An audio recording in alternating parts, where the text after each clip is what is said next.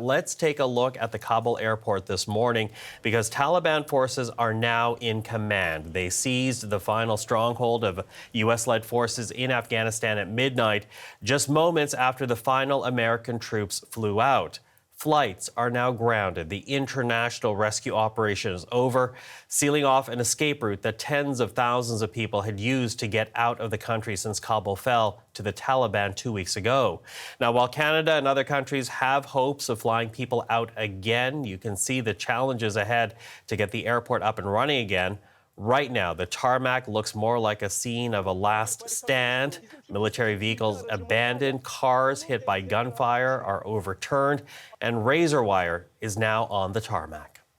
Well, with that, let's bring in CBC News senior correspondent Susan Ormiston. She is in Islamabad, Pakistan this morning. Susan, the Taliban have now taken full control of the Kabul airport. We've been seeing some extraordinary images as they take power. Tell us a bit more about how things are looking. Yeah, as dawn broke in Kabul, some very extraordinary images as the Taliban fighters, many of them sporting U.S. uniforms, military uniforms, and carrying U.S.-supplied rifles, strode into that airport out on the tarmac and actually went through hangars of aircraft left over from the U.S. evacuation. The U.S. says it has decommissioned all the aircraft left, but quite a potent symbol there for Taliban fighters having a look at what was left behind. And then the Taliban leadership coming out to the tarmac, setting up there with their fighters behind them, congratulating their fighters, and a Taliban spokesperson saying that this is a historical day, a historical moment, and we are proud of the moments that we have liberated our country from such a great power. So, as you can imagine, some extraordinary scenes and some very anxious scenes for many in Afghanistan who are worried about what lies ahead. There is no government yet.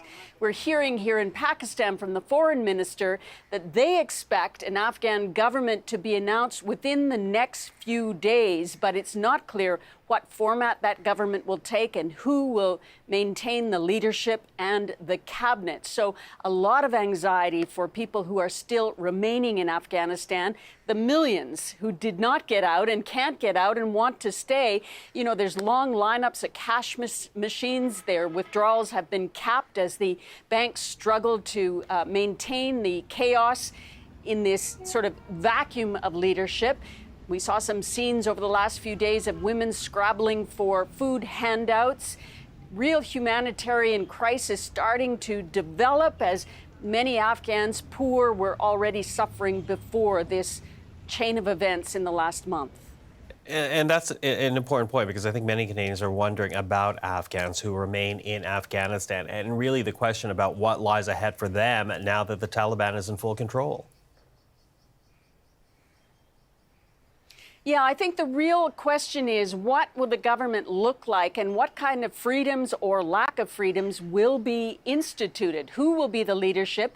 It appears it will not be a democratic government, but what shape will it take? And how will those rules trickle down not just to people in Kabul, which has been the most progressive part of the country, but also in those rural areas which are much more conservative? Will there be different rules for women and girls, for example, in rural areas like Kandahar as compared to Kabul? The Taliban has been making statements that they will govern more moderately than the last time they took over this country, but people are wary of these promises. And one of the first big tasks for the Taliban is to get that international airport up and operating again, a vital link for humanitarian aid and for also those people who still want to get out, including some with Canadian ties. They are negotiating with the Qataris and the Turks to secure and get that the airport operating again, but that may take some time. So in the meantime, people are really concerned and worried about what the future will hold for them. Susan, thank you for that. CBC News senior correspondent Susan Ormiston in Islamabad, Pakistan.